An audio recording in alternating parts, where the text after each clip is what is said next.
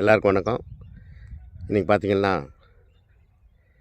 இப்போ நம்ம இருக்கிற இடம் வந்து 1000 வருஷத்துக்கு மேலான ஒரு சோழ மன்னர்களால் கட்டப்பட்ட ஒரு மண்டபம். அதோடு சேர்ந்து லிங்கமும் இருக்குது. அது மட்டும் இல்லை, அதுக்கு ஆப்போசிட்டில் நந்தியும் இருக்குது.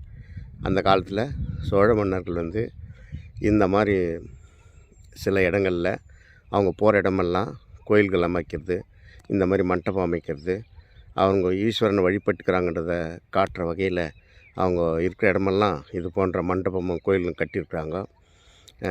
ஒரு நந்தி இருக்கிறது, லிங்கம் இருக்கிறது.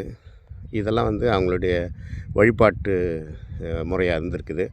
அதுதான் நம்ம கோலார் டிஸ்ட்ரிக்ட் பூரா நிறைய கோயில்கள் நம்ம பார்த்துன்னு வந்திருக்கிறோம்.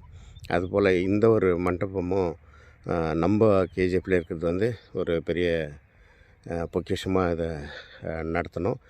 அது எல்லாமே இது வந்து இது போன்ற பல கோயில்கள் மண்டபங்கள் வந்து என்டையர் கோலார் டிஸ்ட்ரிக்டில் நிறையவே இருக்குது. ஏன்னா அந்த காலத்தில் அவங்க வந்து இந்த ஒரு கேபிட்டலாகவே பயன்படுத்தி வந்திருக்காங்க 1000 ஆண்டுகளுக்கு முன்னால்.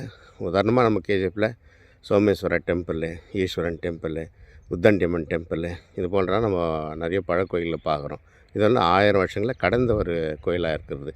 ஸோ இது என்னுடைய ஆய்வில் 15 வருட ஆய்வில் பல கோயில்களை நான் கண்டுபிடிச்சிருக்கோம்.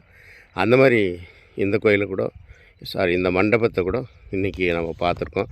இது போன்ற நிறைய மண்டபங்கள் வந்து நம்ம தங்கவயலில் இருக்குதுன்னு சொல்லப்பட்டிருக்குது. ஸோ அதெல்லாம் ஆய்வு பண்ணி கண்டுபிடிக்கணுன்றதுக்காக தான் இது ஒன்று முக்கியமான தமிழ் அரசர்களான சோழ மன்னர்களும் பல்லவ மன்னர்களும் ஆண்ட இந்த இடத்த வந்து நம்ம காண்பிக்கணும். அது மட்டும் இல்லை, கங்காஸ் பீரியட்லேருந்து இந்த கோலார் டிஸ்ட்ரிக்ட் வந்து மிக பிரபலமான ஒரு கேபிட்டலாகவே இருந்திருக்குதுன்றது வந்து இதெல்லாம் காட்டுது. அதை தான் நம்ம பார்க்கணுன்னு சொல்லி உங்களுக்கு தெரியப்படுத்துன்றதுக்காக நான் தெரிவிக்கிறேன்.